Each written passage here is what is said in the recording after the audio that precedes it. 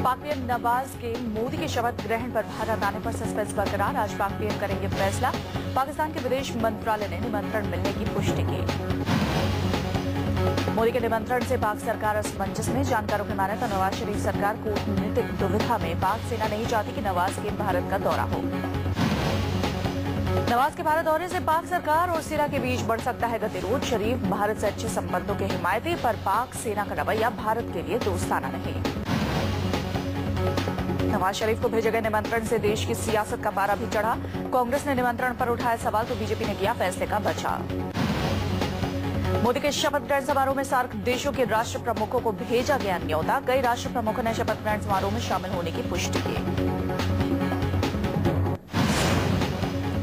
मोदी के शपथ ग्रहण समारोह को लेकर विवाद शुरू। समारोह में दूसरे देशों के अतिथियों को बुलाए जाने पर छिड़ा कोहराम। श्रीलंका के राष्ट्रपति को न्योता भेजे जाने का विरोध।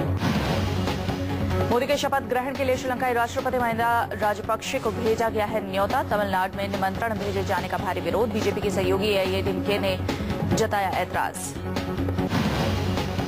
तमिलनाडु के दो प्रमुख दल डीएमके और एआईएडीएमके ने भी राजपक्षे का न्योता का किया कड़ा विरोध। बीजेपी पर तमिल लोगों की भावनाओं से खिलवाड़ करने का आरोप।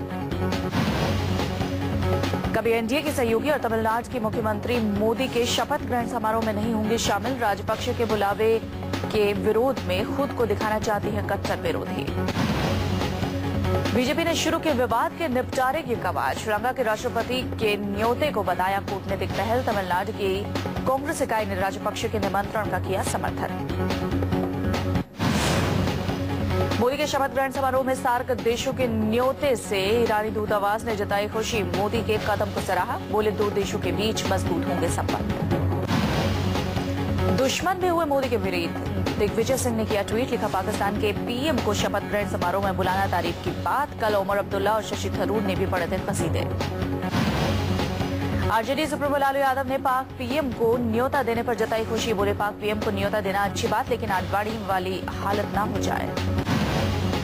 गाजियाबाद से बीजेपी सांसद वीके सिंह ने भी पाक पीएम को न्योते पर की सराहना। बोले हमने एक संदेश देने की कोशिश की है, अब गेम पाकिस्तान के पाले में है। पाकिस्तान पर डिप्टी एनएसए का बड़ा बयान। संधू ने कहा लोकतंत्र बहाली के बावजूद पाकिस्तान आतंकियों का गढ़। जमात उद दावा समेत सक्रिय है कई आतंकी संगठन।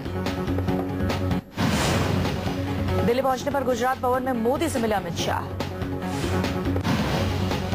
मोदी ने आखिरकार गुजरात से ली विदाई। दिल्ली पहुंचने से पहले अहमदाबाद एयरपोर्ट पर बोले जा रहा हूं, लेकिन अब बुलाया जाएगा तब जरूर जाऊंगा। गुजरात को आनंदीबेन के हवाले कर दिल्ली पहुंचे मोदी। रवाना होने से पहले अहमदाबाद में मां से की मुलाकात। मां ने पीएम बेटे का मुंह मीठा कराया और शगुन के तौर पर दिए 101 रुपए। देश के मनोनीत पीएम मोदी की पत्नी जशोदाबेन पहुंची अंजनादरी। हनुमान से मोदी के लिए मांगी दुआ। कांग्रेसी नेता दिग्विजय सिंह ने आनंदीबेन को सीएम बनने पर दी बधाई। अभिनेता विवेक ओबरॉय ने भी दी आनंदी को शुभकामनाएं। केंद्र सरकार का खाका खींचने की कवायद शुरू। बीजेपी में जारी है मंथन। कैबिनेट को लेकर शुरू हुई कवायद। बीजेपी अध्यक्ष राजनाथ सिंह आज करेंगे नरेंद्र मोदी से मुलाकात। सुबह 10 बजे गुजरात भवन में होगी बैठक। बैठक में मोदी पर होगी चर्चा। विभागों के बंटवारे को लेकर मोदी और राजनाथ करेंगे मंथन। कैबिनेट में विभागों के बंटवारे को लेकर 16 मई के बाद मुलाकातों का दौर जारी। राजनाथ सिंह, अमित शाह, अरुण जेटली और मोदी की कोर टीम की होगी अहम भूमिका। कई विभागों का स्वरूप बदल सकता है। सूत्रों के मुताबिक राजनाथ सिंह को गृह मंत्री और अरुण जेटली को वित्त मंत्री का पद मिल सकता है। वहीं सुषमा स्वराज को रक्षा मंत्री और हर्षवर्धन स्वास्थ्य मंत्री बन सकते हैं। गुजरात की मुख्यमंत्री बनी आनंदीबेन पटेल। गुजरात के 15वें सीएम के रूप में ली शपथ। शपथ ग्रहण समारोह में मोदी और आडवाणी भी रहे मौजूद। आनंदीबेन के शपथ ग्रहण समारोह में लगा बीजेपी नेताओं का तांता। सुषमा स्वराज, नितिन गडकरी, रमन सिंह, राजनाथ सिंह शपथ ग्रहण समारोह में हुए शामिल। आनंदीबेन के शपथ ग्रहण समारोह में बीजेपी की सहयोगी पार्टियों के नेता भी पहुंचे गांधीनगर। पंजाब के मुख्यमंत्री सुखबीर सिंह बादल ने भी समारोह में की शिरकत। आनंदीबेन के शपथ ग्रहण समारोह में मोदी केशुभाई पटेल के साथ साथ केशुभाई ने आनंदी और मोदी दोनों को बधाई दी। आनंदीबेन के सीएम बनने पर आनंदीबेन की बेटी और बेटे ने जताई खुशी। बोले लोगों की परेशानियों को दूर करेंगे। अरविंद केजरीवाल आज होंगे पटियाला कोर्ट में पेश। बुधवार को बॉन्ड न भरने की वजह से 2 दिन के लिए भेजे गए थे जेल। नीतीश गडकरी की मानहानि याचिका का सामना कर रहे हैं केजरीवाल। केजरीवाल को तिहाड़ जेल भेजे जाने का आम आदमी पार्टी ने किया था विरोध। पार्टी के कार्यकर्ताओं ने तिहाड़ जेल के बाहर किया था प्रदर्शन। दिल्ली पुलिस से हुई थी कार्यकर्ताओं की झड़प। प्रदर्शन के दौरान गिरफ्तार किए गए आम आदमी पार्टी के नेता योगेंद्र यादव हुए रिहा। 5,000 की जमानत भरकर हवालात से निकले बाहर।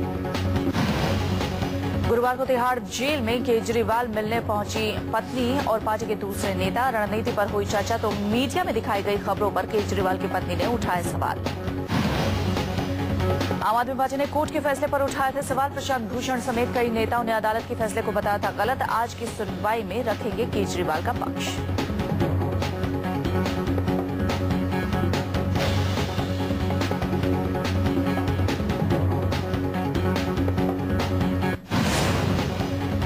बिहार के मुख्यमंत्री जीतन राम मांझी का आज होगा शक्ति परीक्षण। बिहार विधानसभा में साबित करना होगा बहुमत। नीतीश के उत्तराधिकारी के तौर पर मांझी को मिली है बिहार की कमान। बहुमत परीक्षण में मांझी को बहुमत मिलना लगभग तय। जीतन राम मांझी की सरकार को आरजेडी ने दिया बाहर से समर्थन। मांझी ने समर्थन देने के लिए किया आरजेडी का धन्यवाद।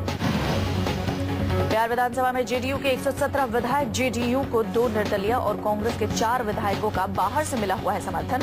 अब आरजेडी के 21 विधायकों का भी मिला साथ। जेडीयू को मिले आरजेडी के समर्थन पर बौखलाई बीजेपी। बीजेपी ने कहा जेडीयू आरजेडी का असली चेहरा सामने आया। आरजेडी जेडीयू पर अवसरवादी राजनीति करने का आरोप। समर्थन मिलने के बाद जेडीयू ने आरजेडी के साथ गठबंधन की खबर को किया खारिज। अफवाहों के बीच जेडीयू ने किया साफ अगले चुनाव में नहीं होगा आरजेडी से गठबंधन।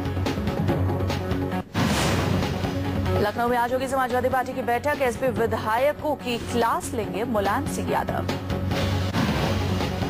बैठक में यूपी के मुख्यमंत्री अखिलेश रहेंगे मौजूद। विधायकों से नतीजों पर होगी चर्चा। लोकसभा चुनाव के नतीजों से हैरान है समाजवादी पार्टी। बैठक में विधायकों से होगी जवाब तलबी। लोकसभा चुनाव में एसपी को मिली है महज 5 सीट। मुलायम और अखिलेश का नहीं चला जादू। विधायकों से हर क्षेत्र का लिया जाएगा फीडबैक। विधानसभा क्षेत्रवार हार की होगी समीक्षा।